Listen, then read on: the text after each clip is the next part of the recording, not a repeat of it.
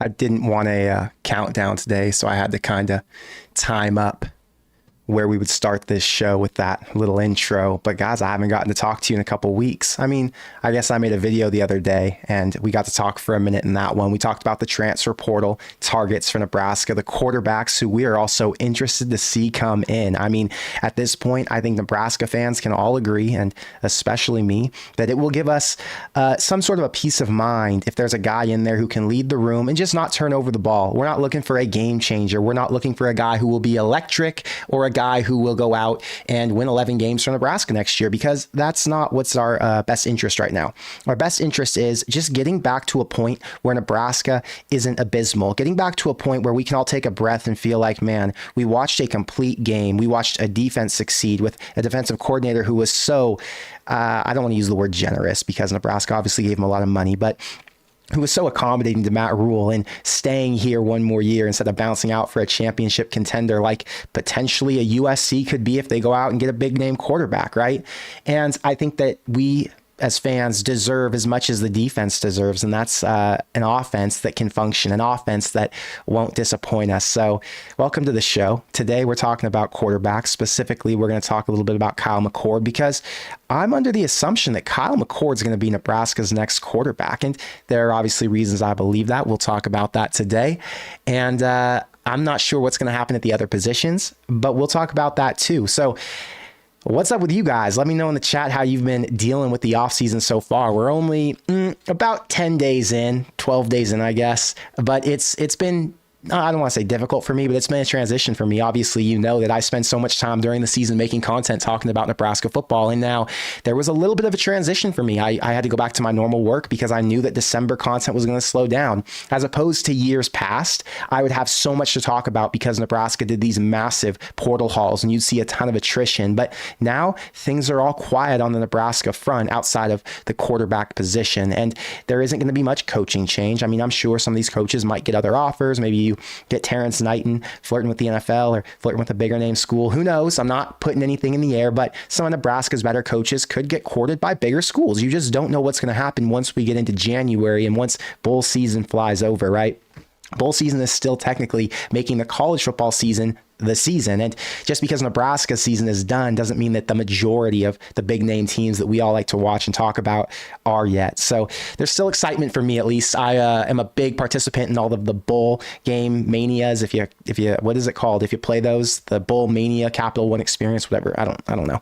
Anyway, we're going to do one. I got messaged to do those bowl pick'ems through ESPN. So we'll do one of those so you can win merch. And yeah, we're going to keep it going for the college football, end of season, even though Nebraska is not a part of it, unfortunately. There are still videos I'm going to make and there are still things to talk about. But yeah, it's been a little bit deflating knowing that Nebraska is going into this lull and low point and that there aren't going to be as many changes as we would hope to see. So I'm just trying to make the most out of the quarterback situation, because that is something that's exciting. That is something that can take this team to the next level next year. And it is something that will make this team a competitor right out the gate. First, before I get back to the chat, I wanted to mention that one of Nebraska's targets, one of the quarterbacks they went and talked with, Blake Shapen, Baylor's quarterback who threw for 5,500 plus yards, 36 touchdowns, and I think 13 interceptions in that same time.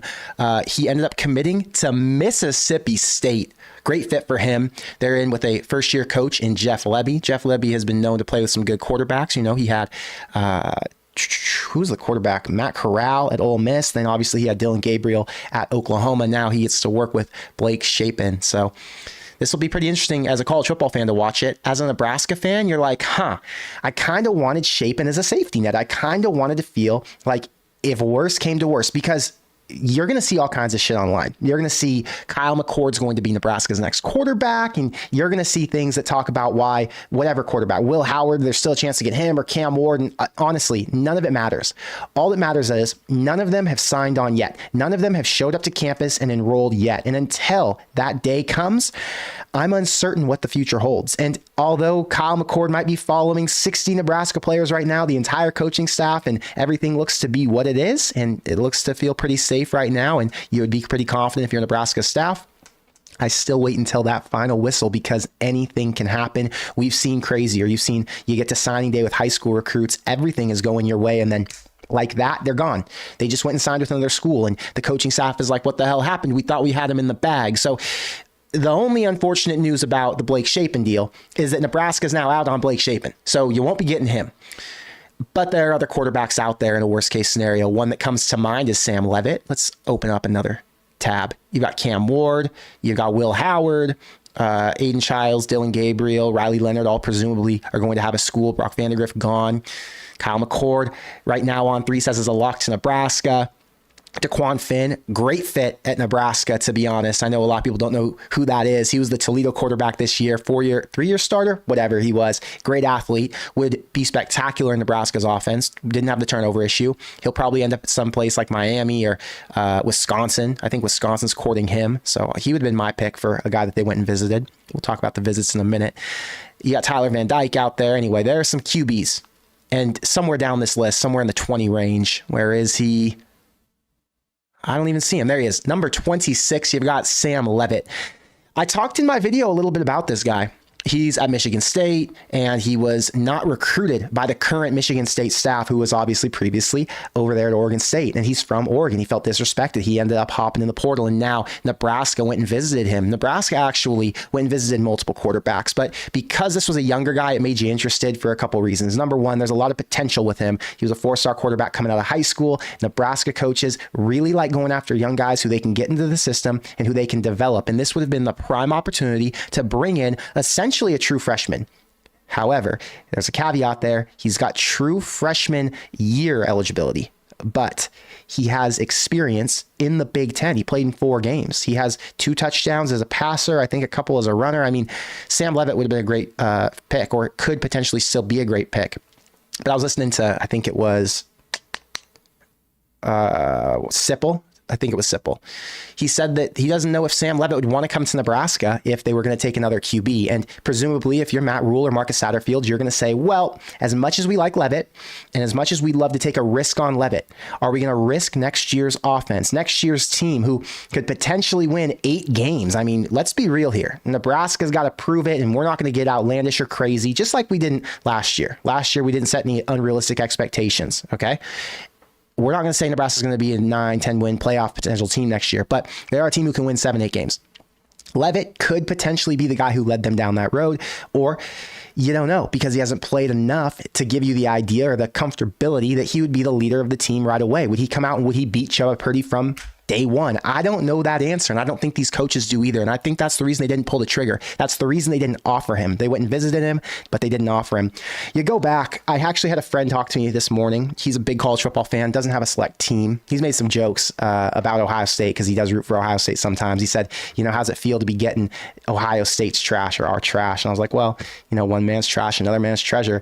Look how it turned out for Joe Burrow. Look how it turned out for Jamison Williams, who went over to Bama and then ended up in the NFL. He's on the Detroit Lions now, and he transferred out of Ohio State. So you just never know. Quarterbacks might not have the right fit. They might need to get into a better system. Kyle McCord has now been trained by one of the elite coaches in the country. I mean, Ryan Day is one of the best quarterback coaches in college football, period. There's no doubt about it. Urban Meyer has talked extensively about Ryan Day, and he's also talked about Kyle McCord and talked about him in a pretty high regard. So it makes you think, man, if Nebraska does have a chance to get this guy, you got to take your shot. And that might leave Sam Leavitt, thinking, if I want to be a starting quarterback, it's probably not going to happen this year. But the door is not closed. There is a chance that he could come still.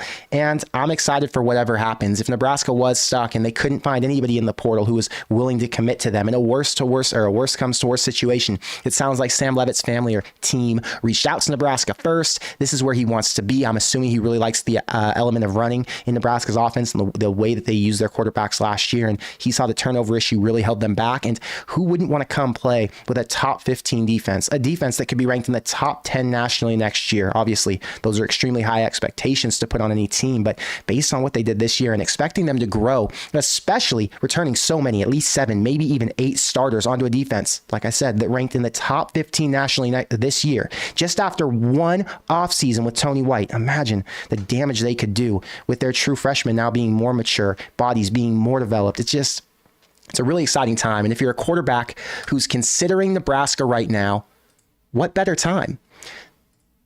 I think this is Jim.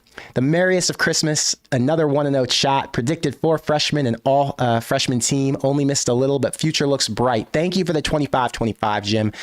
Yeah, it's a Christmas number. I just realized. I appreciate the support all year. I appreciate everybody who's been watching and liking and commenting. And obviously, Jim, you've made a second channel just to make sure you came back after your first one got banned.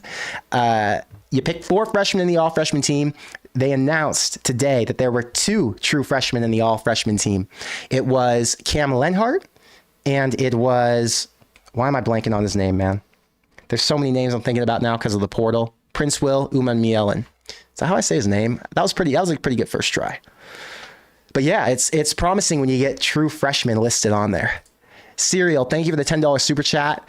How fun will the Ohio State-Nebraska game be next year if Mccord and Fleming join us? It would be extra personal for Mccord, and it might motivate him to lead us to an upset. Kool-Aid might be at an all-time high. That's a fact. Kool-Aid will be through the roof. If Nebraska gets Mccord, period, if they get Mccord, and I don't even want to say Fleming, because this is what happens. A lot of times I make comments about names and people get hung up on them, and then my DMs get flooded. People are like, you think this guy's coming? I'm like, whoa, whoa, whoa. I said hypotheticals in my show, and now you're getting a little too excited about my hypotheticals. I didn't mean to get you amped up or worked up. Now, there's a potential that if Nebraska brings in Kyle McCord, do I say it? It's not a potential. Nebraska has shown commitment. Nebraska has shown that they're willing to do what it takes to get a quarterback. Matt Rule, just a month ago, you know what he said? Actually, you know what he said because it was a viral thing and every college football fan in America knows. He went out there and he said it's going to cost $1 million to $2 million to get a serious contender at quarterback. What did that say to all of us? It said, wow, either one, Nebraska's going to be screwed because their NIL fund won't support that, or number 2, Matt Rule understands what it takes to compete in the marketplace. I'll say he understands what it takes to compete in the market. Now, he goes and fuels up the private jet. Think about how much it costs to fly a private jet. Marcus Satterfield got in that jet and flew around the country. He went to Waco. Yep. He went to Michigan State. So he went to East Lansing. He went to Columbus to visit, presumably, what's his name? Kyle McCord. And then he went all the way out to Washington State. That's across the country from Nebraska. Okay, each jet flight, I know this because I had to book flights for clients before. I actually flew on some jets that were pretty damn expensive. To get across the country is between $20,000 and $30,000 from Nebraska to Washington State. To get to Texas is $15,000. To get to East Lansing, again, $15,000. Nebraska's committed at least $70,000 just to private flight travel. Okay, that's coming from where? That's coming from the booster fund. Nebraska is fully committed. The NIL fund is committed. And if they're going to go out and they're going to spend big time money on a quarterback like Kyle McCord, who's going to cost at least $500,000 to a potentially $1 million, that means they're going to say, hey, Kyle, we're so committed to you and so committed to getting this the offense right that we're going to make sure we go out and we spend in other areas, potentially running back, wide receiver for sure. Nebraska will target a receiver. Don't know who it's going to be. The beauty of receiver is the receiver market really stays open all the way through January, or at least halfway through, because the bowl games end and then guys enter. How exciting is it that Nebraska has shown that they care and that they're passionate about getting the one thing that needs to be corrected fixed? It's an exciting time because now we have a reason to believe in a staff. It's not like they're just going out and shooting darts at the wall. They're not saying, well, we need to bring in 20 portal guys. We need to build out our depth and hope. Maybe we'll hit some. No, they're saying we're only going to bring in 3 to 5 portal guys because that's all the spots they have. And they're saying when we go after these 3 to 5 portal guys, we're going after proven vets, guys who have gone out and won either in Power 5 or Group of 5, potentially if you're talking about receivers. And if they have the stats to back it up, they're going to be like a Billy Kemp, come in and be your number one right away. It's exciting when the coaching staff cares. And yeah, Kool-Aid's going to be an all-time high. That was kind of my point. And that's, I know I got on a tangent, but you know, these are just thoughts. And I'm really excited because I have a gut feeling. Obviously, none of these things have been said by Matt Rule, but in my gut, his actions are showing to me that he's as committed as we would hope he would be to solving what was a disaster last season. Dakota, thank you for being a member for 15 months. Where do you think Sims will transfer to? So Jeff Sims is in the portal. A lot of people questioned, where's he going to go? Is he good enough to go to a Group of 5 school? I think we can all agree he likely won't end up at a Power 5 school. I think pretty much anyone would say that. He really just got trashed last year. People didn't like him at Nebraska. Fans didn't like him at Nebraska for the fumbles and the turnover issues. So how would you be able to bring him in at a Power 5 school and get a positive reception for that fan base, right? Even if you went to a school like Georgia Tech, it's like, well, he literally throws interceptions 1 in every 5 throws. We can't afford to have that. It would be bad. Jeff Sims needs a reset. Jeff Sims obviously is a great guy, a great teammate. There are a lot of teams and schools who would be lucky to have him and add him to their roster. Now, if I'm going to take a guess, he's not going FCS. This dude's a freak athlete. Even on the worst day, you figure out how to solve the turnover issue by taking a little bit of pressure off him and just have him run the ball. Don't let him pass. Go to an offense where they can just say, hey, you're going to tuck it and run it 60% of the time. There are schools out there like Central Michigan who have done that in the past, and it works. So if you look at some of the teams that I think he would be a really good fit for, you go to the South, like FIU, FAU kind of schools, or if you go to the MAC, Buffalo, things like that. My guess is he'd go back down south. I think he's from Jacksonville. So if he went to one of those Florida schools, that would probably make sense. Or even a school like Jacksonville State, who took Logan Smothers in. That would be a potential fit. You think that if Jeff Sims can fix the turnover issue, not even fix it all the way, but just get back to being decent the way he was at Georgia Tech. I think it was like a 30 to 25 touchdown to interception ratio. He's a serviceable QB, and he'll be playing against smaller and less experienced guys when you're going into those conferences, because he's now played against big time ACC competition, and obviously he played a few Big Ten games. So hopefully Jeff Sims has everything work out for him. I liked Jeff Sims. I thought it was so cool to see him positive on the sideline, and I don't want him to have any negative, repercussions just because he had one bad season. You don't know, and Matt Rule made this a point. You don't know if the issues that he encountered in Nebraska were all because of the first two games, or if he was just broken from the start when he first got there. He went into a hostile environment in Minnesota, and then obviously a hostile environment at Colorado. I was at that game. Those fans were freaking crazy. So I don't know. I don't want to pass too much judgment on him. I really hope things work out for him. He took a chance and came to Nebraska when I'm sure there were other suitors for him, and it just didn't work out. But we move on from there. Really quick, I want to let you guys know that I'm doing a little giveaway. If you go to my Instagram page, I'm going to pull it up right here. You go to screen share. My Instagram is at Conn1R, CONN1R. I just made this post. And if you comment on it, comment friggin' red emojis. I don't care what it is. Comment anything you want on this post. Then I'm going to pick 5 people by Sunday to send merch to or cash to if you already bought merch from me. I'll pick 5 winners. Maybe we'll do 6. So I'm going to pick 6 winners by Sunday for cash or merch. And all you got to do is go. So I'll send out hoodies, and I'll send out like $50 if you win. So I'll just DM the winners. These pictures, by the way, this is Luke Lindenmeyer's dad, Vince. That's his mom, Cynthia. We met up in person for the first time at the Colorado game, but they got me tickets for the Michigan game. I sat with them. I talked to them all the time. They're very cool. So I had to include them in my post. And then here is me wearing a Nebraska hat back when I'm like, who knows, in 4th grade. I've got a lot of pictures of me being a child wearing Nebraska stuff, a lot. So I was back home for Thanksgiving, and I took a few pictures because I was like, damn, I really have been wearing Nebraska black shirt hats. Right now I'm 30, and this is when I'm 10. So for the last 20 plus years, this was from a live stream. That's just, my reaction to the struggles. And then here, I was doing a show with, what is the show? What's the Line, or Where's the Line? It's a podcast. It's a betting podcast. And yeah, so go and comment anything you want. Like and comment on this post. The Instagram handle is Conn1R, CONN1R, and I'll pick 6 winners to give hoodies to and to give cash to as prizes, because I appreciate you guys for supporting me all season. And yeah, a simple comment could win you merch or whatever. So anyway, again, thank you guys for supporting me all season and for buying the merch and everything else. Getting back on track. Let me see here. I want to make sure I answer all the comments. I don't want to miss any of the super chat comments, because sometimes they slip through the cracks. And so we're going to make sure we get to those. I've got a lot to talk about today, though. There's 500 people in the live right now as well. So that's pretty good for the off season, for when Nebraska's not even playing. Thank you guys all for being here. Nick, thank you for being a member for 16 months. Does Princely come from Florida to Nebraska to join his bro? Thanks for bringing that up. So Princely Umami Yellen, he entered the portal the other day. He is the defensive end at Florida, who entered the portal and now ranks number 1 at his position. You've got Trey Moore, who's a stud, who entered from UTSA, Tyler Barron from Tennessee, RJ Oben from Duke, but still on top of all is Princely Umami. So he had, I don't want to say a tumultuous social media year. He had a couple moments that popped up on social media this year that I thought were funny. He made a joke about the stadium at Utah being small, and then people trashed him because obviously Florida lost to Utah. So that was one of the first times that I saw him pop up.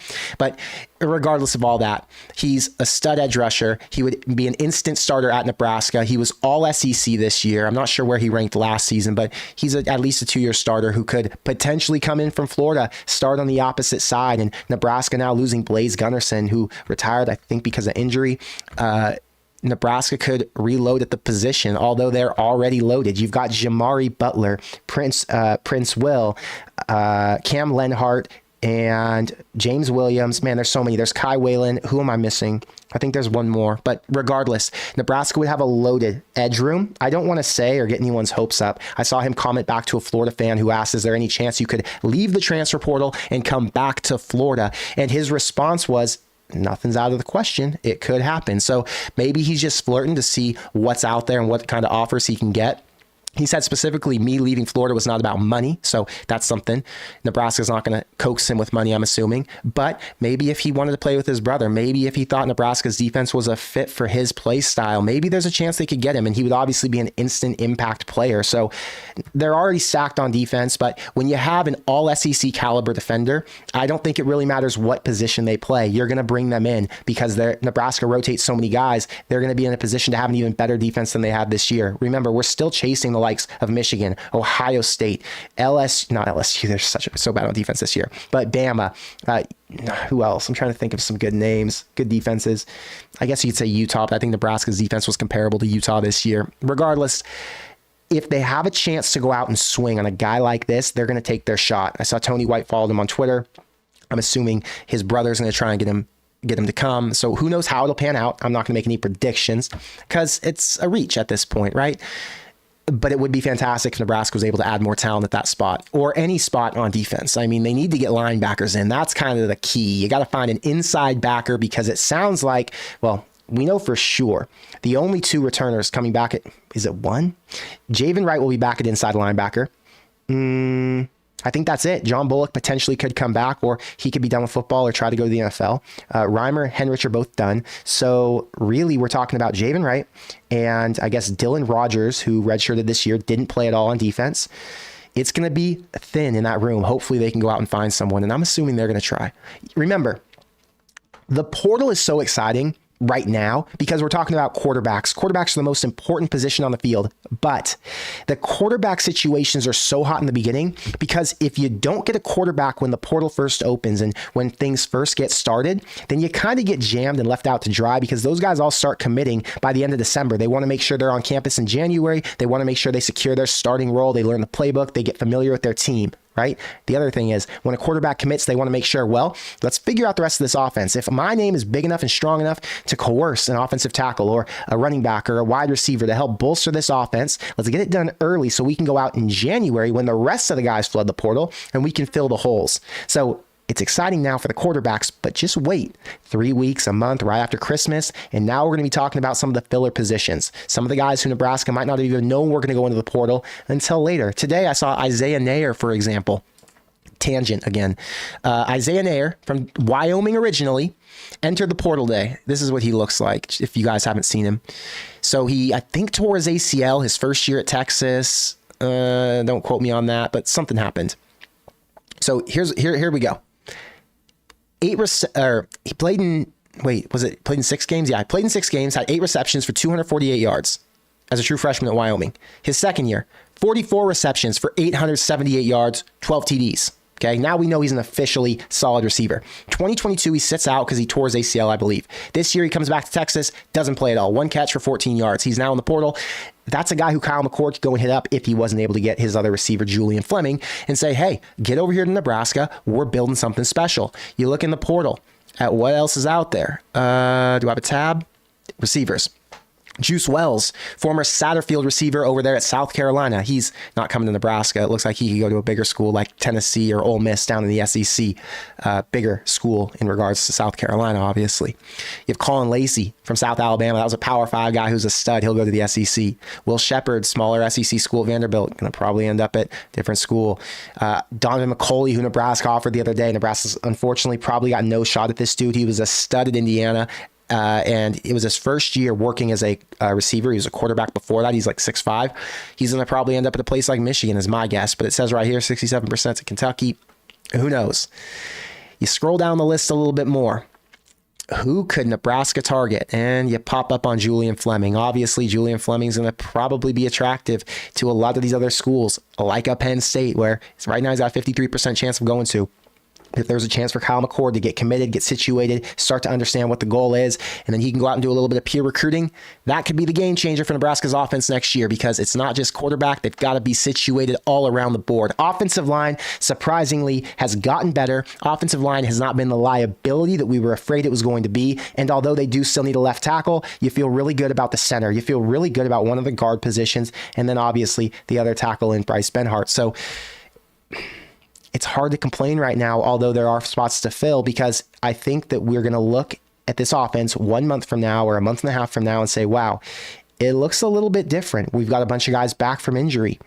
We've got new guys who are coming in who all wanted to play with Kyle McCord for whatever reason, who all believe in him and who believe that this offense can be special if they add their touch to it. So it's just a promising time, and it's an exciting time to be a Nebraska fan. That's all I'm saying. I wasn't excited when that Iowa game when that Iowa game was over and Nebraska lost. You guys remember that live stream?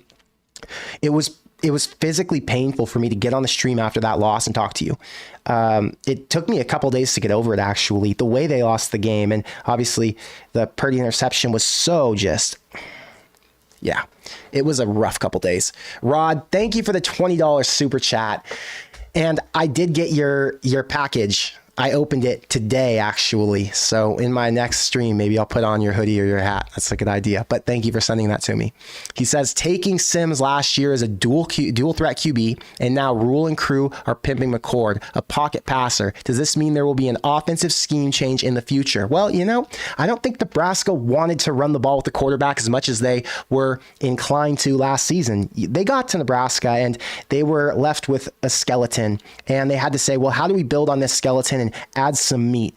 They figured, well, you look at the quarterback room right now. You got Casey Thompson. You've got Heinrich Harburg, Chuba Purdy. Two of those three were running quarterbacks primarily. They were true dual threats. The third, Casey Thompson, could run it a little bit, could move. So let's go out and get Jeff Sims, and let's try and get the quarterback room on the same page. And they're going to be a dual threat quarterback room. We're going to focus on running the ball because the offensive line is a little bit of a mess. And if we do drop back to pass every time, we might be dealing with a lot of sacks. So to avoid the sack issues, we're going to incorporate a running scheme. These quarterbacks are going to be runners. That's what they had to do. That's what they had to build on. That skeleton was bare, and that was the option.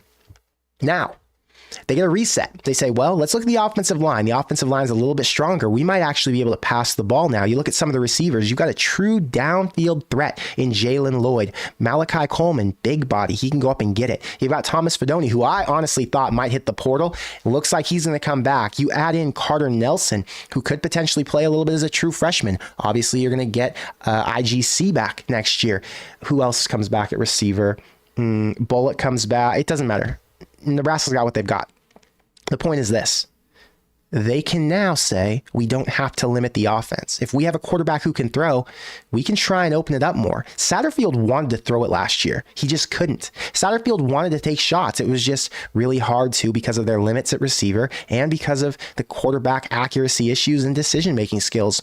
If you get Kyle McCord, you're now taking in a quarterback who has been trained by the best coaches in America, the best quarterback coach, arguably, in America, and a guy who has enough experience against some of the best teams in the country. He's played against Michigan and almost won. Didn't win because he choked a little bit, but he almost did it. He played against Penn State, handled business against, I think that was the number one defense in the country at the time, might still be the number one defense in the country.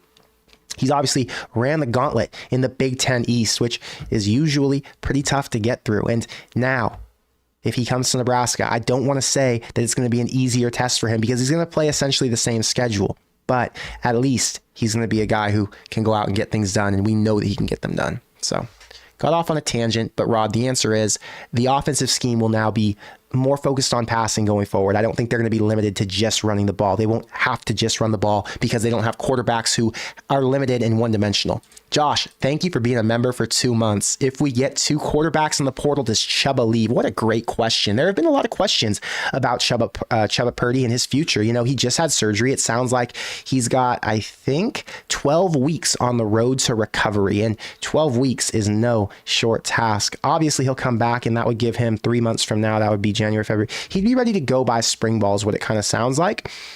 Here's the deal. I don't want to knock Chubba Purdy. I think he's a stud. I think he's shown tremendous growth over the last season. Honestly, he did. You looked at him play in 2022, sorry. It was a mess. He was uncomfortable out there. It looked like he had anxiety. He wasn't good at making decisions. He looked stressed, almost like Mark Whipple was breathing down his neck and telling him, don't screw this up. And that was so bizarre to me. I thought Chubba Purdy came in here as a 4-star quarterback. It seemed like he was comfortable with Mark Whipple since he was obviously recruited by him. And all of a sudden, he looks dysfunctional. He leads a drive against Minnesota, leads a couple, has Nebraska tied or up at half in 2022, and then they just completely break down and flatline. What the hell was that? It really left a lot of questions about Purdy, and it left a lot of questions about his future at Nebraska. He then comes back this year. You say, well, maybe now with a new quarterback coach and a new system, he'll be able to, get his shit together. Fortunately, he did. Things looked a lot better when he did get his chances, but it took a minute for him to get his shot, right? The injuries held him back. He had that groin injury the entire season, but really, the injury was that bad to where they couldn't give him a chance over Harburg, even though Harburg was playing at an all-time low. Once we got past that, the Northwestern game, it just, things got bad for Nebraska on offense, and you would have thought they would have taken a shot with Purdy. Anyway, my thoughts on Purdy, and I don't want to sound mean, and that's the reason I'm prefacing all of this. This guy has been in college now for 3 or 4 years, and you kind of see what you got in a guy in that amount of time.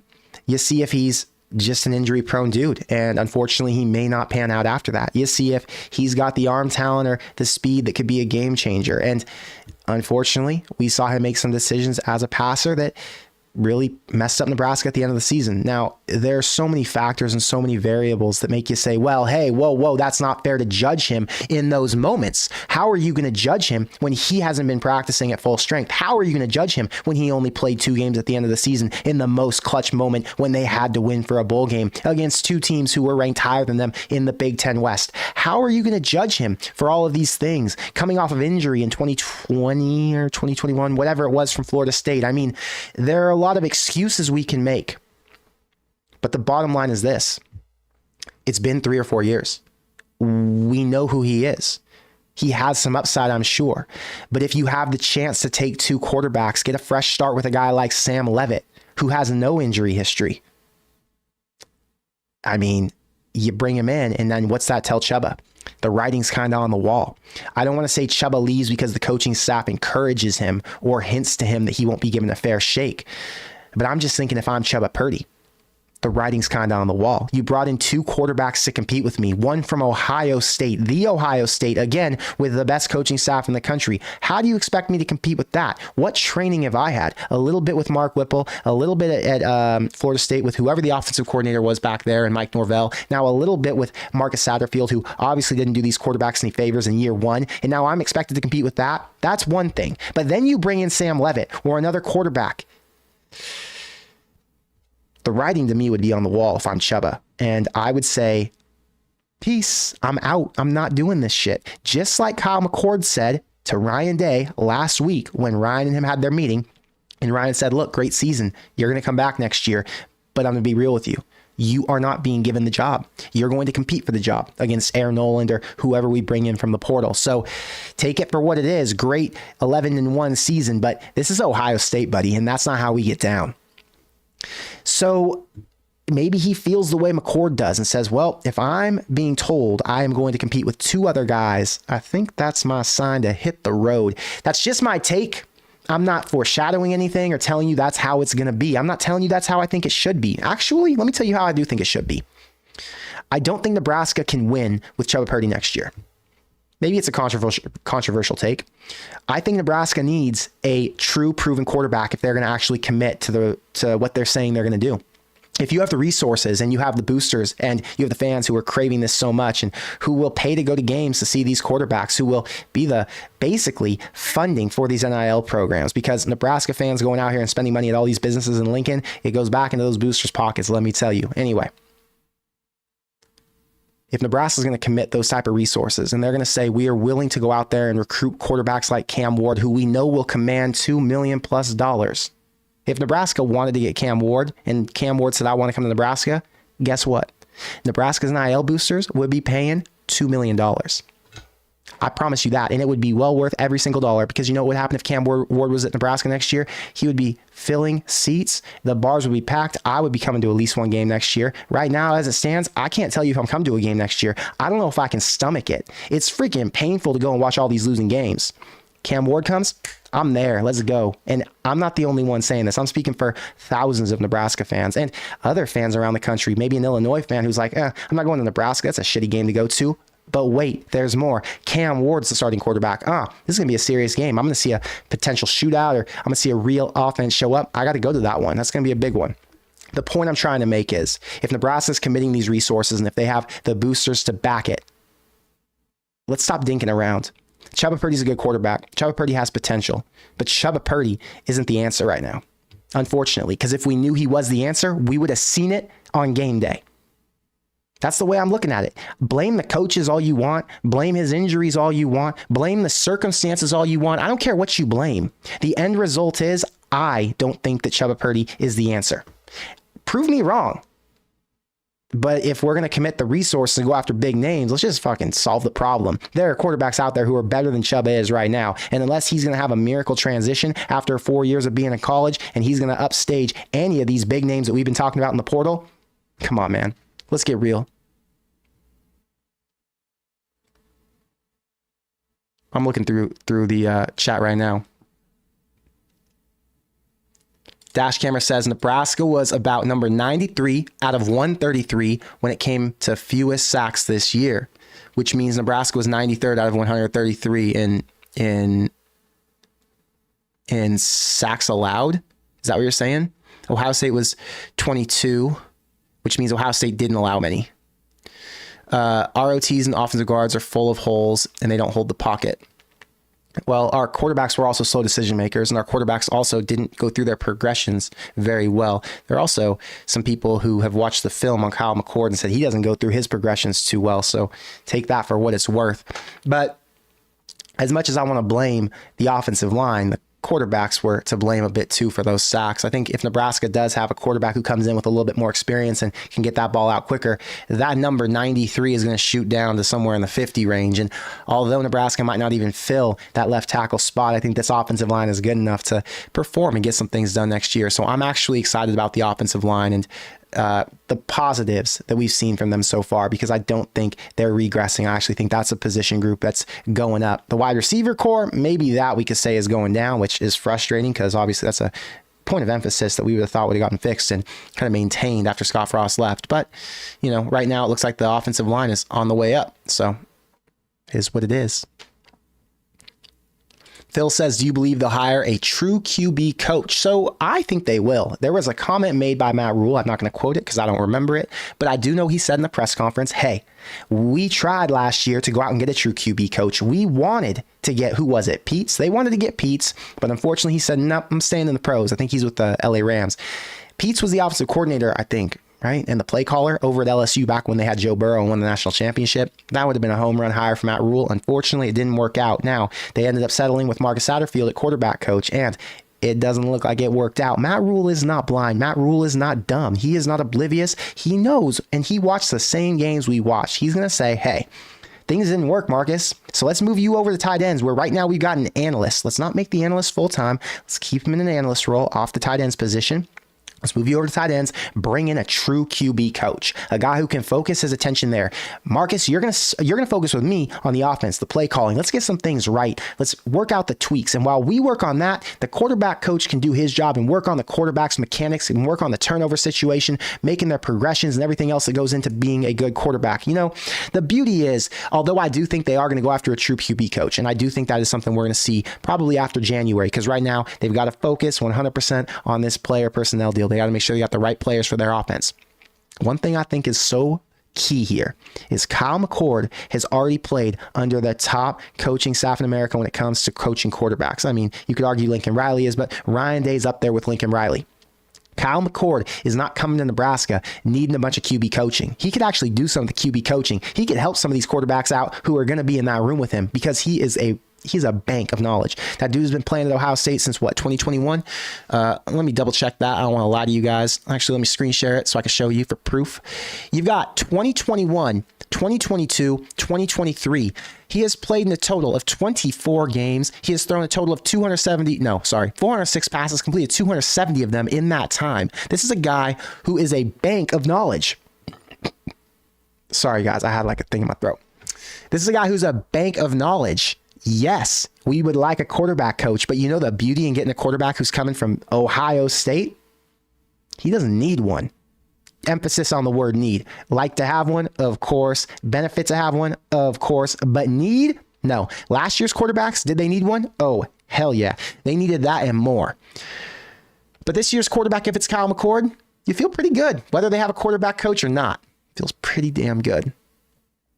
Anyway, Craig says Chubba Purdy is not a starting QB at an elite level. And I think that's kind of the point. I don't want to say Nebraska needs to go out and get an elite QB. Like, who am I to say that after Nebraska just had the number 127 offense in the country, right? But the reality is, if they're going to commit, like I said, going back to the tangent I was on about 2 minutes ago, if they're going to commit to going after elite level quarterbacks, why are we talking about Chubba Purdy? If he wants to fight and claw his way to the top, hell yeah, have at it. You're the freaking man if you do it. You get all the award after too. I will sit here, I will eat my words, I will laugh, and I will go back and watch these videos, and I will do a little live stream and say, man, look at how stupid I was back in December when I disrespected Chubba Purdy and said he wasn't him. I'll do it. I have no problem. I'll swallow my pride. I will sit here and say, Connor is a fool. He doesn't know what the hell he's talking about. Chubba Purdy was the one. But reality is, we're talking about elite quarterbacks. We're talking about going after the best names and the biggest, brightest names in the sport right now. We're talking about flying around the country on $20,000, $30,000 private jet flights, like I told you 20 minutes ago. Spending big time money to make sure you get the one, to make sure you get him. I like to say him because all the college players say, you know, capital H-I-M. You get it. Chubba is not elite. Chubba might be good enough. Chubba might be Nebraska good, which is disappointing to say because Nebraska can't be the frame of reference. Nebraska and the barometer can't be set on what 2022 and 2021 was. Well, he'd be better than what we had. What? Better than what we had. What we had was a joke. It was an atrocity. It made me not want to watch Nebraska football anymore. You know, I actually got messages after that Iowa game and people said, Connor, please don't give up. Please don't stop being a Nebraska fan. I felt so bad about that. I was like, you know what? Stop being a Nebraska fan. I would never stop being a Nebraska fan. But why would you even expect I would stop being a Nebraska fan? I've been this since I was born. Go back to the picture I showed you. I've been this my whole life. That's me when I'm 10 years old. What do you mean? Don't stop being a Nebraska fan.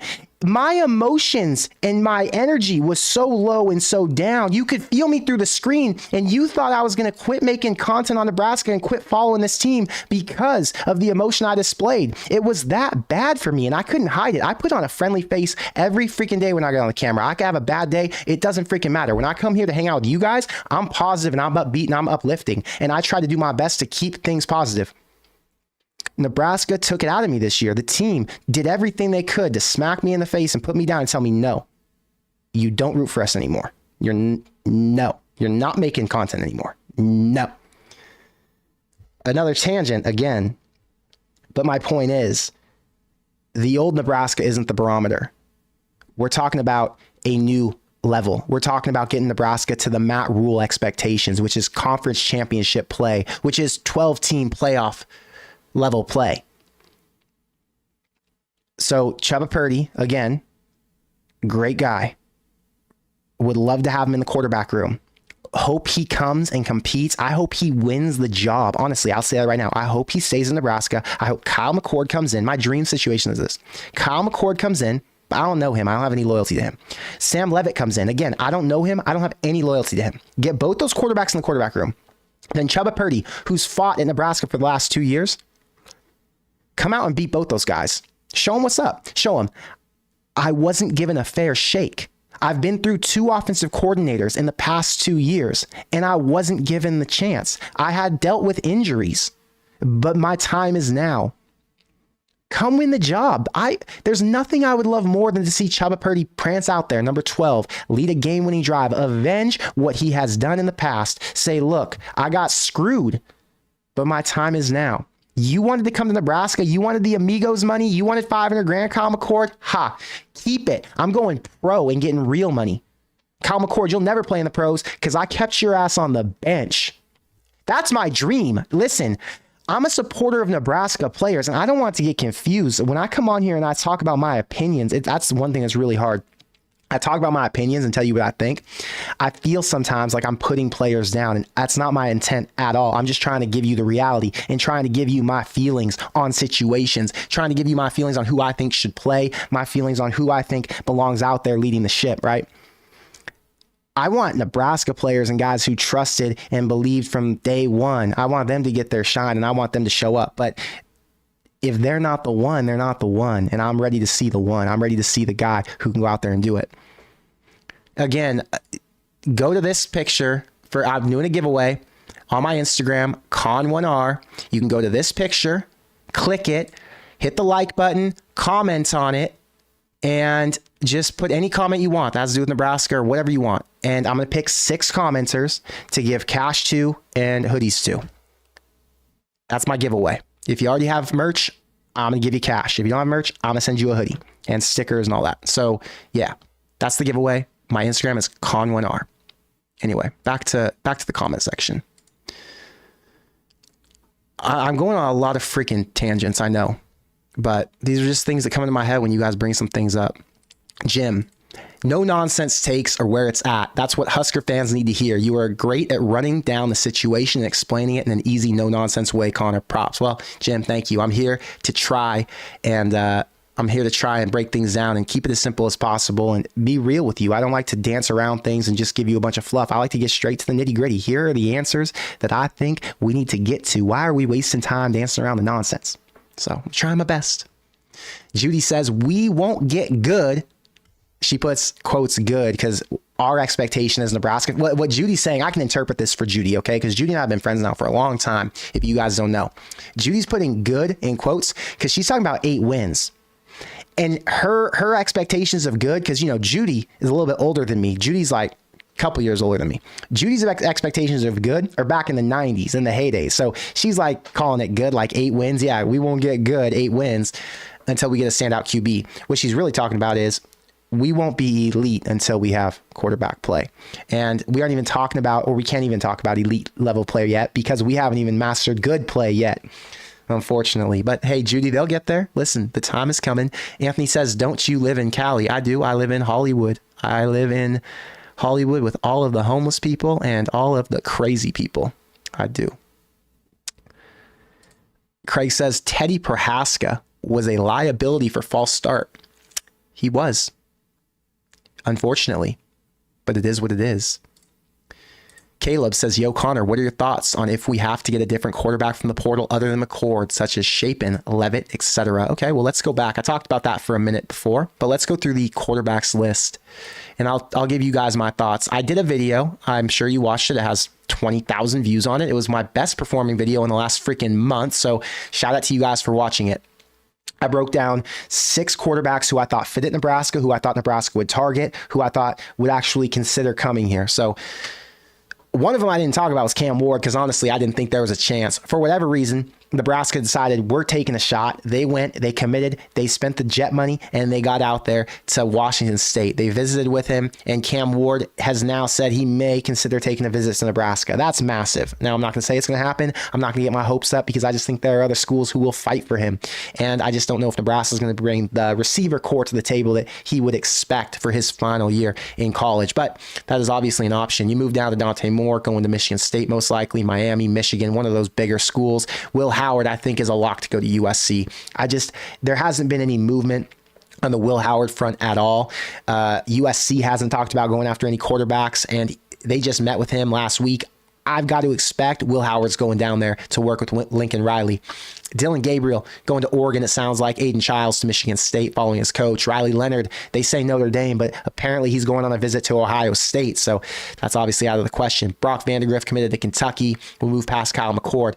DeQuan Finn is one I would love Nebraska to look at. DeQuan Finn won't be a quarterback they'll look at, I don't think, because they're going to want a Power 5 proven starter, a guy who's gone out there against competition that Nebraska will play against next year. Maybe not the same teams, but at least the same level of teams, and somebody who can show that they are ready to not make those same mistakes that these quarterbacks of the past have made and have held Nebraska back from winning games.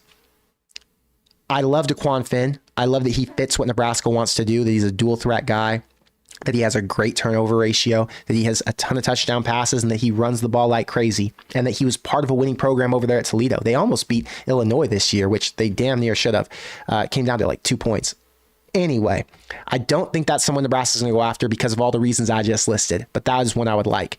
DJ Ungalele, they think, is going to Louisville. Tyler Van Dyke, don't know what the hell's going on with him. That's another one similar to a Kyle McCord. He's got a very similar game. I think if Nebraska wasn't able to get McCord and you wanted an experienced guy to come in for 1 year, that is the name to look at. Would they consider Tyler Van Dyke? You know, a school who was talking about taking him was Mississippi State. Blake Shapen obviously committed to go to Mississippi State just a couple hours ago, so that's not going to work out for him. But he is a name who has not popped up on the radar for many teams, and that is one I would expect Nebraska to pursue if something did go left with McCord. Chandler Rogers, another one from North Texas. Stud, not elite though, not the right guy because he doesn't have that Power 5 experience. Curtis Rourke, game manager, I think would be solid at Nebraska. He would have been the perfect fit to get Nebraska to 7 wins. If Curtis Rourke would have started the last 2 games in Nebraska, they would have won their last 2 games last year. They would have beaten Wisconsin. They would have beaten Iowa. Unfortunately, he was over there at Ohio.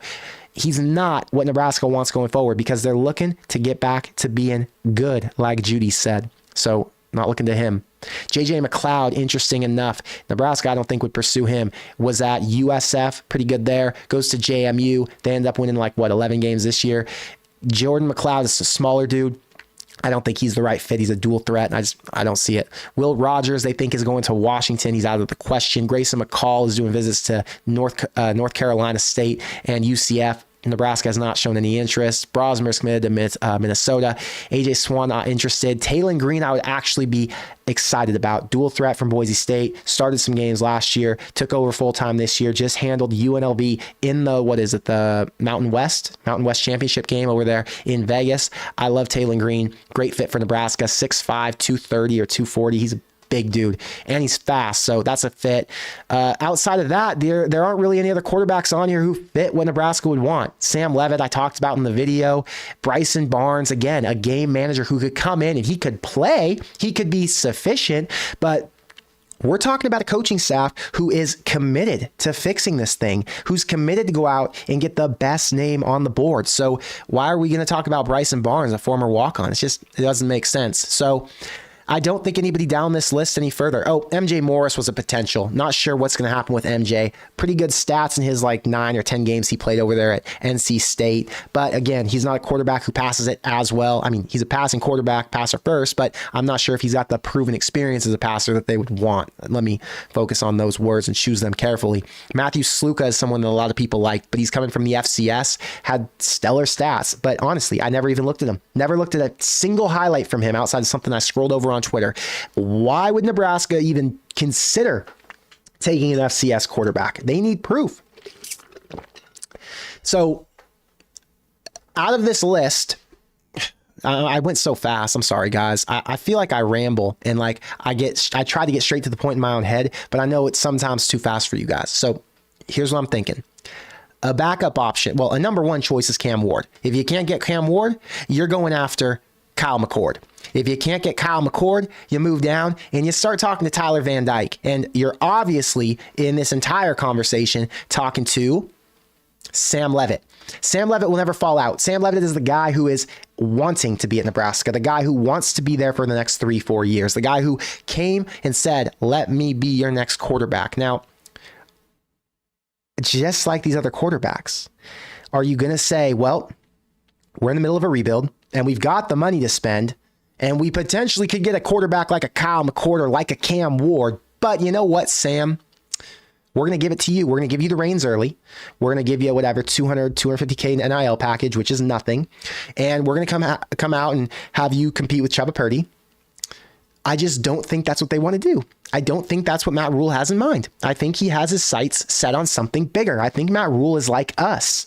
I honestly do. I don't think Matt Rule enjoyed watching the display he saw on offense this year. I think it pissed him off. Actually, I'm sure it did. At the end of the season, he shaved off all his hair. He shaved off his hair and he shaved off his facial hair. And I was like, you know what? That looks like a guy who's pissed. That looks like a guy who needed a reset, a guy who was over the nonsense and said, you know what? Maybe we need to shave the head, shave the hair, and just start over. Get all the bad energy out. And he did, you know. He looked a little goofy, by the way. When Matt Rule cut his hair real short and shaved the beard, I wasn't digging the vibes. I like the masculine, scruffy Matt Rule, the guy who looks like he's in the trenches. He looked like a plumber, honestly, and that's not a negative thing. I mean, he looked like a blue-collar worker who was getting after it every day. And then he came in like a white-collar guy. Come on, Matt. We know you're not a white-collar worker. We know you make $9 million a year. But come on. You're one of us. You're in the trenches. Rod, thank you for the $20 super chat. Simply for the next tirade. Thank you for the support, Rod. Thank you for all season supporting me, like I said. Dash Camera, thank you for the 20. Thanks for being a member. Need some Husker wall art below that shelf. Man, I've got this shelf right here. It's like a floating shelf, and I've got a couple Nebraska pieces up on it. The issue I have, I showed you that picture on my Instagram of me in 4th grade. My entire identity, my whole life has been Nebraska football, which is kind of weird. I realize that now as an adult, it's kind of weird. But the point is, I have Nebraska stuff everywhere in my room. At my mom's house is even worse. Like my high school room, my entire wall, every wall. I've got a Maurice Purify on one wall, a autographed picture. I've got a Danny Woodhead autographed picture, Danny Woodhead autographed ball. I've got a giant Nebraska picture from like the 98 season where it says 98 Big 12 champions. It's massive. I mean, it's a big picture. That's framed over my bed. I've got from the 2004 season with Bill Callahan. I have a poster. It was, what was his name? Something Zychek. Ben Zychek was a receiver. Bill Callahan. I think Steve Peterson. Who else? There's a couple of more autographs on there, but it was from some meetup thing I did in Chadron when I was with my grandparents. I'm like, 10 years old. So I've got that above there. I've got a tunnel walk photo. My point is I've got a 9 zillion autographed Nebraska player football cards. Okay. My whole world is Nebraska. So I try to not Nebraska everything out because people come in my room, girls specifically, and they're like, what's wrong with you? Like they see this, right? This is the start. It's like a red end. And then they go into my closet and it's like, oh, you got a helmet. And then you've got like this poster and then you've got like all these clothes. And then your whole life is Nebraska. Like you just talk about 19-year-old college kids all day. You're an adult man. You're 30 years old. I'm like, yeah, I never got over it. I was born into this and I'm who I am. Accept it. Anyway, my point is I can't put Nebraska stuff everywhere, just most places. Judy, thank you for the super chat. Thank you for the $2. Which QB is the least we can take and get 7+ wins? Judy, that is it. I love when Judy asks good questions. The least Nebraska could get 7 wins with Bryson Barnes. Bryson Barnes was the quarterback at Utah. Hold up. Bryson Barnes stats. I moved my my keyboard, so I had to shift over there for a minute. Okay. Bryson Barnes this year had a 58.5% completion percentage. He completed 58.5% of his passes. He threw for 1,500 yards, and he had a 12-9 touchdown to interception ratio. Not great, but he was serviceable all year. As a rusher, he had 74 carries for 267 yards. I fully believe that with Bryson Barnes, Nebraska could get to 7 wins. He wouldn't drop. The whole thing is, Nebraska would have won 6 or 7 games this year if they would have just wiped away the stupid fumbles. Just the fumbles. Don't even worry or talk about the interceptions. Just the fumbles. This guy would not have fumbled the ball for you.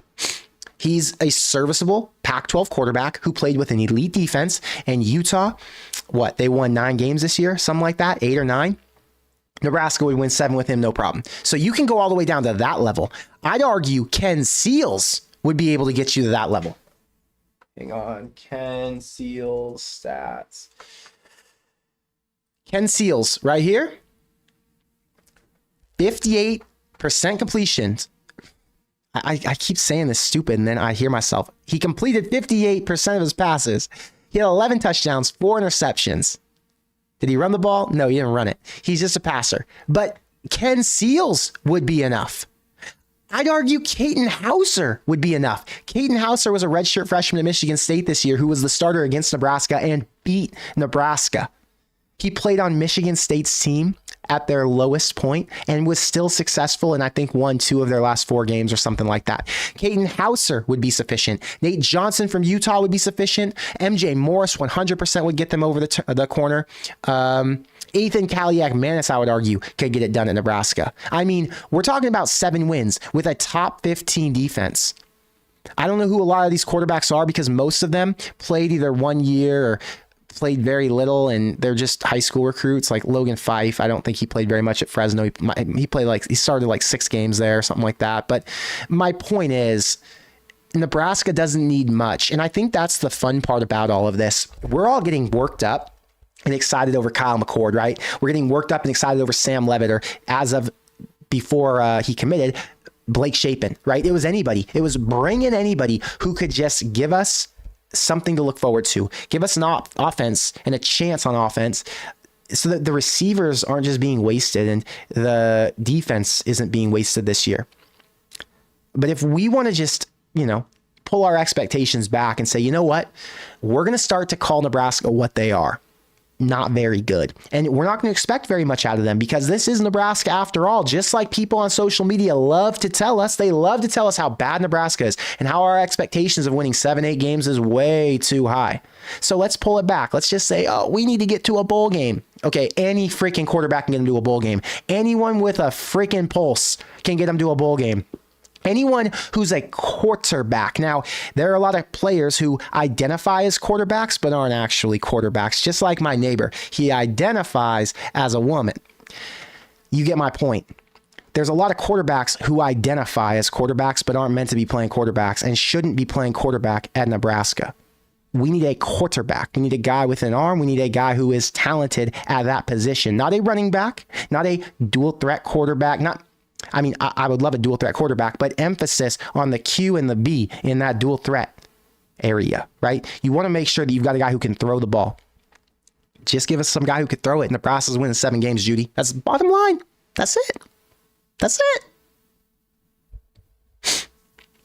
Household Name says, rumors about Orji from Michigan. Any talk about him? Alex Orji from Michigan's a dual threat, big, beastly runner. He actually had a really big run against Ohio State to kind of seal the deal at the end of their game there.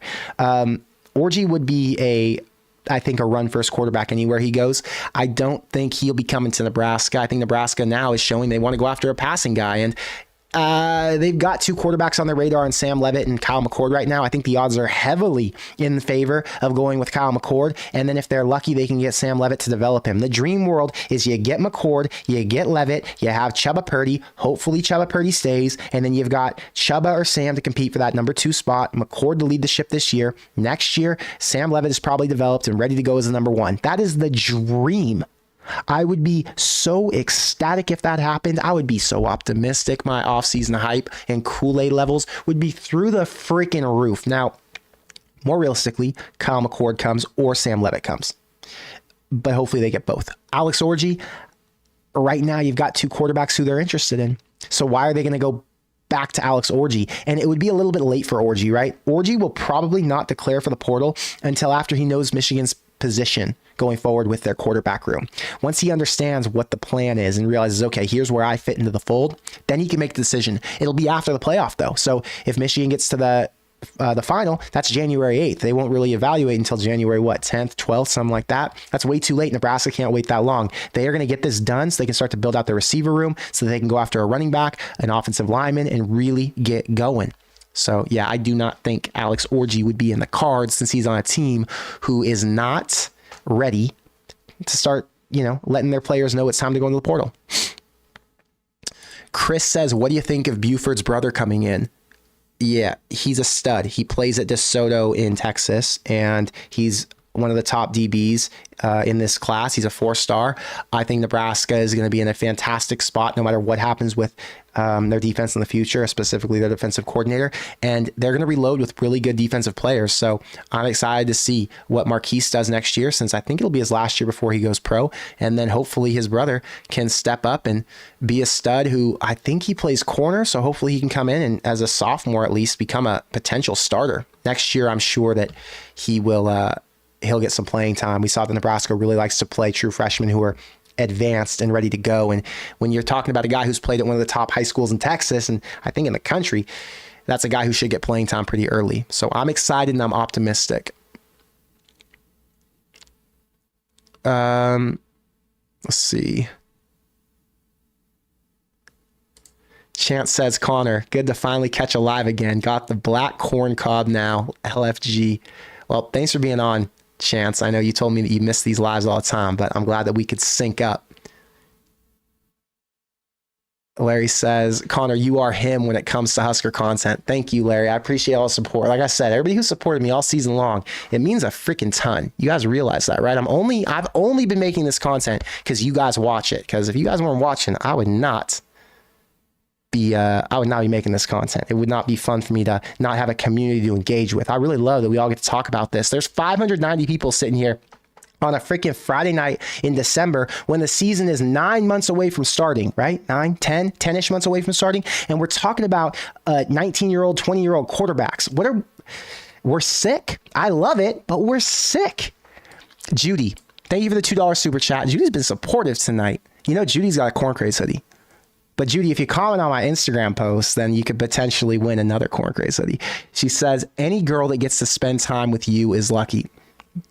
Judy, I would spend time with you any day. Why are you so nice to me? Serial says, if a girl comes over and can't take the Husker vibes, she's not the one. That's a fact. Any girl who can't wear my Nebraska stuff or doesn't agree with it, she's not the right one. EK Films, base Connor moments. I remember what I said for you to say that. I know exactly what I said. Rod, thank you for the $10 super chat. By the way, I just saw this. I burnt my hand. So I got an air fryer the other day. And my friends all told me, you need an air fryer this, air fryer that. I'm like, yeah, okay. So I get this air fryer. And it's like, I didn't know. There's like these little black, simple, cheap air fryers that you use. So that's what they were telling me to get. Well, I went out and got this like expensive, nice stainless steel one that has, multiple components, does all kinds of stuff. Anyway, I started messing with it. It's kind of a complicated device. It's big, whatever. I put my hand on the edge of a deal and then it burnt. And this morning when I take a shower, I'm just, washing my hands like normal. The blister rubs off and now I got this giant gash on my hand. So it's 99 problems over here. And yeah, it just is what it is. That's why I got a red mark, just so you guys know what's going on if you noticed. Anyway, Rod, thank you for the 10. What are the chances we can pull off the duo portal with McCord and Fleming? I've asked myself this a few times. I don't know if Fleming would want to come to Nebraska. Like, what does he see? Does he see I could be the number one receiver? Does he see Kyle McCord was a stud? Does he see Kyle was okay? The receivers he had made him elite. The situation he was in was great. And if he goes to Nebraska, he's going to regress. I don't know his position on all of that, right? If he's getting courted by some of the best schools in the country, is he like, well, I can go play in an offense where I know I'll be able to compete for a championship? He's a former, 5-star receiver?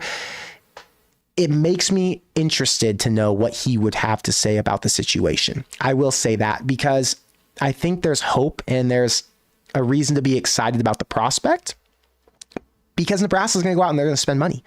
If Julian Fleming was going to go out to any school, I argue that Nebraska's going to pay him. They're going to be in the top 5 for teams who would offer him the biggest bag. If his agent said, look, Matt, he's interested in Nebraska, but it's going to cost a pretty penny. Matt's going to say, look, we're in because we didn't spend our whole budget on Cam Ward. We went and spent a quarter of it on Kyle McCord. So let's spend the rest on Julian. But that's not the only guy out there. There are other receivers in the portal, and I think that's why I'm so excited. I said before, once the season ends officially, there are going to be more names who enter. But right now, there are a few guys. And I don't know that Nebraska is going to be in the running for a lot of them, but there's somebody out there who Nebraska could take and who would be serviceable to be their number one, just like Billy Kemp was last year. Like Judy said earlier, we're just trying to be good again. We don't need one of the best receivers in the country to get back to that good level. We just need a guy who has experience, who's better than what we've got currently, and who knows how to catch the ball and get open, who can run good routes and just make himself available for his quarterback, right? I think specifically for Julian Fleming, though, if you want me to put a percentage number on it, I'll say 25% right now. Because he has a relationship with Kyle McCord, because he's already played in the Big Ten, because he's a big name and he played a lot last year, Nebraska's probably going to try to pursue him. So 25% chance they go after Fleming and get him. But again, I think it's really early in that process. I think the focus is we've got to get a quarterback. And once we finalize the quarterback situation, then we can make our second move to building out the rest of this offense. Just what I think. Matthew says, curious if you've heard anything about someone who they're targeting as QB coach. I've heard nothing on this front. No one talks about this. I think it's kind of inevitable that they're going to go after one, but it's going to be after the season ends, which is a time when we're going to see a lot of coaching shakeup happen. So I think that's kind of where Nebraska's at. Focus right now on getting all your players in. You've got a big high school signing day coming up in the next few weeks here. Obviously, you got to get quarterback out of the portal before he goes somewhere else. So you focus on the main things. And then when you have time, early January, mid-January, whenever that may be, you start to sort out your coaching moves, because there are going to be coaches who get other offers from other places. You might have to match them. You might have to lose them. You might have to shake some things up. So we'll just see once we get there. But let's talk about that in January, because I think it's much more likely that's when that starts to, or those dominoes start to fall into place.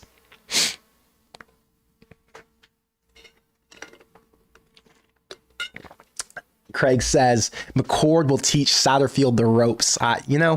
I think that is probably kind of true to some degree. If McCord comes in, he's going to have a lot of insight and a lot of value, and he's going to be able to tell all of these quarterbacks in the room some things that he's learned over there at Ohio State that have been kept secret behind closed doors. We're talking about a wealth of knowledge from some of the best offensive minds in the entire country. So yeah, I think it will be massive if they get McCord in that room. There is a lot of value he brings to the table.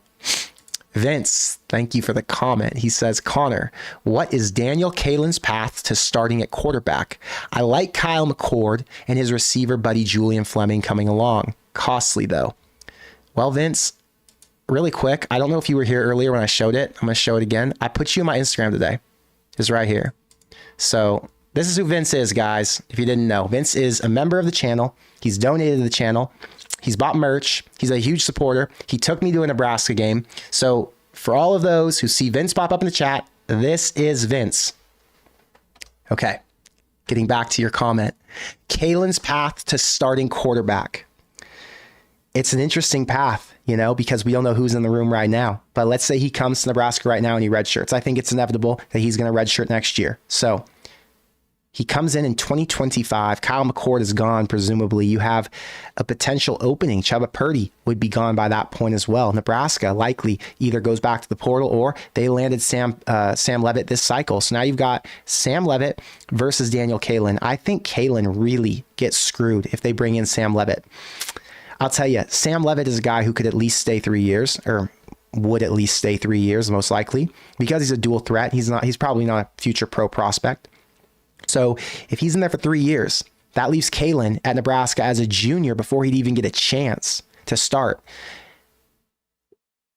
That's tricky because I don't know in 2026 or whatever year that would be, I don't know what the quarterback room would be. I don't think there's a path for him to start early. I think that some of the quarterback guys I talk to out in Nebraska, I don't know, they go to a lot of high school games. They track a lot of those guys. They are not high on Kaelin and how he's performed so far this year. So they said he is not going to be ready to play at Nebraska right away. Will Nebraska's coaches look at him when he gets to practice in the fall and say, this is our QB of the future? Or are they going to look at him like Nebraska's coaches have looked at their quarterbacks over the last few years and said, they're okay, but we need to supplement this with some portal additions? And as long as Nebraska continues to go back to the portal, it's going to be really freaking hard for a high school quarterback to come in and play at Nebraska. That's just the reality of the situation. I don't know the path. I don't know the path for any quarterback to start if they're having to compete with portal quarterbacks. And at what point does the portal thing dry up? If McCord is here for 1 year and then he's out, I just don't know. The future is so hard to read. So I don't want to make any absolute statements or even any predictions about that because I don't know. But I do know you like Kyle Mccord because you texted me about that. And the more I watch, the more I get comfortable with it. And the more I recognize Nebraska doesn't need a game player or a game changer. They just need a consistent player who can come in and manage an offense. And if they're getting somebody who I believe is a mix of the two, he can make plays, but he's also going to be better than the game manager. I think it's a home run hit. That's my thought. Smothers U says, Connor, how do you feel about FSU missing the playoffs? You know, I'm a big believer in the best four needed to get in, and FSU unfortunately isn't one of the best four without their quarterback. It's just a reality.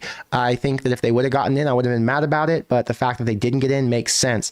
I would rather watch Alabama play Michigan since those two teams are really freaking good. And if it would have been FSU playing Michigan, I don't know, man. It just wouldn't have been the same. I want to see the best teams. It can go either way. Like I said, I would be happy with both scenarios. And I'm just really glad that next year we've got 12 teams. Next year, we won't have these same questions. Thank God, because it's tough for them. Pearson says, Connor, what's your record prediction for next year? Man, that is so early. I mean, we can do a super early thing just for fun really quick. Hang on. Nebraska football schedule 2024. Really early. So this is by no means official because I haven't done any research and we don't even know who the quarterback's going to be next year, but we'll go through it real quick. Nebraska beats UTEP 1-0, Colorado 2-0, Northern Iowa 3-0, Illinois in Nebraska 4-0, Purdue 4-1, Rutgers. Rutgers will say Nebraska gets to 5. Indiana, I think we sit at 5. I think we win 5 of those games. 3, 4, 5. Ohio State loss. UCLA win. That's 6. Maybe win one of these last 2. So I think Nebraska wins 7 games next year. So Nebraska 7-5. Maybe beat Wisconsin at home or beat Iowa on the road. So 7-5 right now, but it's early. I don't even know who their quarterback is yet, so it's hard for me to make that prediction. I will do a way too early prediction when we get to January, once the roster's kind of settled and once we have a good idea of where things are going, once the final coaching adjustments have been set into place and we're all on the same page. But for now, we'll say 7. Household name, thank you for the $10 super chat. Anything to hold your breath with Hausman? Didn't the linebacker coach get shown the door? No, Hausman's not coming back to Nebraska. I don't know what happened with the linebacker coach at Michigan, but I don't believe Hausman would come back to Nebraska. He left. I don't think he wanted to be at Nebraska for whatever reason. He left to go to a bigger school. So yeah, I just don't think he'd come back. I do think there would be a chance for Nebraska to get a linebacker out of the portal, though. I think there will be a few options, and I think they're going to pursue that heavily. Again, when you're talking about only taking 4 or 5 guys from the portal, maybe even 3, then you're talking about getting the best of the best. You're not taking a bunch of shots. No disrespect to Chief Borders or Corey Collier or any of the random guys they brought in last year, but they brought in a lot of depth pieces, guys who didn't contribute right away or maybe played a little bit, but not a lot. This year, it's not going to be like that. They're only taking hitters. They're only taking guys who are going to come in and win right away. So that makes things a little bit more exciting. Juan, thank you for the $2. He says, Princely taking a visit to Nebraska. I don't know about that. That's a great question. I'm not sure if they can sway him to come until he really knows he's done with Florida, or maybe they can. It would be a really attractive situation, though, to get another defensive end in here who would be dominant because he was obviously all SEC this season. Minnie, thank you for the $20 super chat. All we want for Christmas is a serviceable QB. The word serviceable is so beautiful because imagine being able to win with serviceable. Imagine being able to win 8 games with serviceable. And when you have a defense with what Nebraska has coming back, it actually could be that. It's a beautiful thing. We don't need a home run hitter. And that means if Mccord, who I do think is coming to Nebraska, I think the odds are heavily in Nebraska's favor. I think that we're going to wake up in the next few days here and it's going to say on 3, Kyle Mccord commits to Nebraska. And then we're going to be able to see all the other dominoes fall. That's more than serviceable. Like I said, he's somewhere in the middle of serviceable and game manager. So, yeah, I think we're going to get it for Christmas, Minnie. I have a good feeling. So it's going to be a Merry Christmas for all of us because Nebraska will have a quarterback and we will all be done feeling like we're just getting hit in the head with baseball bats over and over and over and over. So let's just hope he doesn't get injured. Let's just hope he doesn't get injured. And if he's not going to run the ball like these other quarterbacks did this last year, then the odds go up a ton that he'll stay healthy. So how beautiful is that? The beauty in not having a running quarterback is that they're a little bit healthier down the stretch. The beauty in having a running quarterback is that it gives you more of an element of surprise. But hey, I'm going to take what I get. I'm going to trust these coaches to figure it out, and I just can't wait to see this offense evolve. Rod, thank you for gifting 20 memberships. You're the man. I appreciate all the support and everything you've done for the channel. Jacob, GBR. Jacob's one of my best friends in LA, just so you guys know. He and I have been doing a lot of work ever since the season ended, and he's making sure I get back in the game with all the other content stuff I work on and not just YouTube, since it's the off season now. Josh says, don't think that's true, Connor. Kalen will get the nod as Rule totally wants to train and mentor his freshmen. Well, Josh, I do think he's going to get chances, but get the nod would mean that he would just automatically be given the reins as a sophomore, right? That was what I was implying before. Do you think if Daniel Kalen redshirts this year, 2024, doesn't play at all, then Nebraska is going to go into 2025 and say, you know what? Kalen has very little experience, but we're ready to let him free. We're ready to let him go. Do you think that's how it's going to shake out? He'd have to really show a lot of promise in practice as a redshirt freshman. It's another thing if you've got another quarterback in front of him, like Sam Levitt, who you could let play in front of him the year before, and then you say, okay, well, now you're a junior and you're going to play, or you're a sophomore and you're going to play, right? I just don't know that Daniel Kalen will get the shake that early. That's all I'm saying.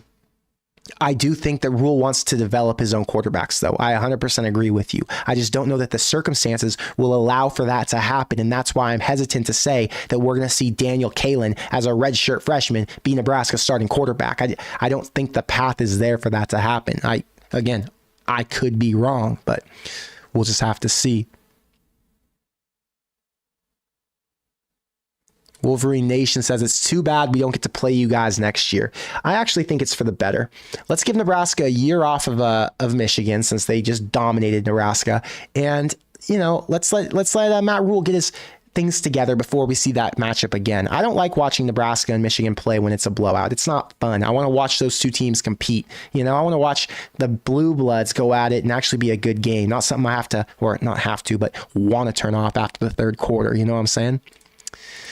Andre says, how do you think NIL will work on the new NCAA football game? Do you think it's a small cap per team that goes up with the success of the team? No, I think that each player is going to be assigned a check at the beginning of the year, and that's all it's going to be. I don't think there's going to be any $500,000 check to the cover athlete or something like that. Maybe there'll be a little bit more money for a cover athlete, but I assume they'll still take the path of a graduating senior or a guy going to the NFL draft or the Heisman winner. Whoever's not going to be in school that next year takes the cover.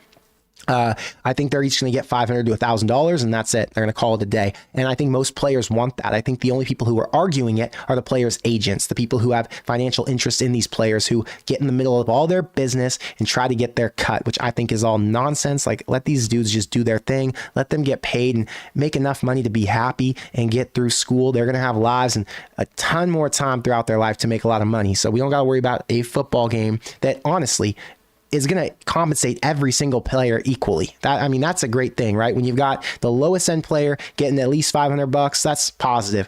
The big name player's got to do it for the rest of his team, because the big name player is already getting his 100, 200, 300, 400, all the way up to a couple million. So go out there and put yourself in that game to make sure your teammate, who might not ever see the field, gets his $500 check from EA Sports. That's what I'm thinking. And that's looking like it's how it's going to play out.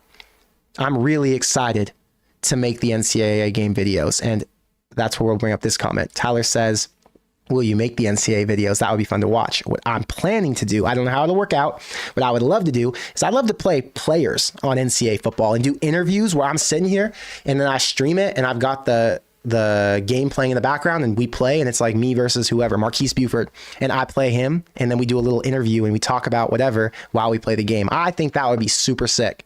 So we'll see, but I will stream that game. I love that game. I love it. I don't play video games, but I play that video game. Matthew, thank you for the $2 super chat. He says, don't forget to factor in Raiola transferring to Nebraska. Yeah, That's hilarious. I think Raiola is going to be just fine at Georgia, and I don't predict him coming to Nebraska. I just think he's going to end up the starting quarterback there. That dude's a stud. He's training with one of the best quarterback coaches in the country right now. It's Patrick Mahomes' coach. If you watched him train with that guy, you'll see that that guy is a stud, and he knows what he's talking about. So I'm guessing Dylan Raiola is going to be just fine when he gets over there to Georgia. But we'll see. Anyway, guys, I'm going to end it one more time. I'm going to tell you, if you want to win a hoodie or win cash, go to my Instagram page. It's right here. It's Con1R. Con with a 1R. You click this photo right here that I just posted. You just leave any comment about Nebraska, about the season, whatever you want, about the stream. I don't care what you leave. Just drop a comment, hit the like button, and I'm going to pick 6 winners by Sunday to send a hoodie to and to send cash to if you already got merch. So that's what it is. I'm trying to do something to send out more merch. Kind of my situation is I'm on the tail end of it. So next year, if I'm going to do merch, I have to do new merch. So I want to flush out and get rid of what I have already. So I did discount codes. Right now, I've got a discount code. It's in the description below, but it's like CC35 for 35% off. I'm just trying to sell as much stuff as I possibly can so I can do something different going forward. But yeah, that's why I'm giving some of it away. And because I just appreciate you guys supporting me all season. But yeah, we're going to do another live stream, I'm sure, in the next couple weeks here, especially after we get a quarterback commit or a new transfer portal commit. And then I'll have to talk to you guys more about what is going on with that. And I'm going to finish this on one more question before I get out of here and before I let you guys all go. Josh says, I have a question about portal. Does FSU not getting into the playoffs hurt their recruiting? Because what more can they do but go to 13-0? I don't think it hurts their recruiting. I think the future is probably FSU leaving the ACC and going to a stronger conference. I don't think it hurts the recruiting because in the future, we won't have a 14 playoff. We will have a 12-team playoff. So I don't think this affects them long term. I think it affects their fans right now and pisses some people off. It affects college football a little bit because people might be like, this is kind of bullshit that we got left out of it. But the reality is next year's a new year. The new chapter will begin. Florida State will have a healthy quarterback and people will forgive and forget. They will move on and they will be super excited. So anyway, guys, with all of that said, I really appreciate you for being here. I appreciate you for watching my last video that I did about the transfer portal quarterbacks. It got 19,000 views, and it motivated me again because my views really fell off towards the end of the season there when a lot of people just stopped caring. So thank you for supporting me all year. Thank you for being here tonight and for giving me something to talk about because, it's been an exciting week with all this portal QB talk, but I'm going to work on another video. I don't know what it's going to be, but I'm just, letting some thoughts marinate, and I'll be back for another live stream hopefully this month once we get a couple commits in here and there's some more to talk about. With all that said, thank you guys all for being here. I screwed that up. Thank you all for being here. Thank you for all the love in the comment section and for always being active in the chat because it's fun to actually talk to you guys and engage with you.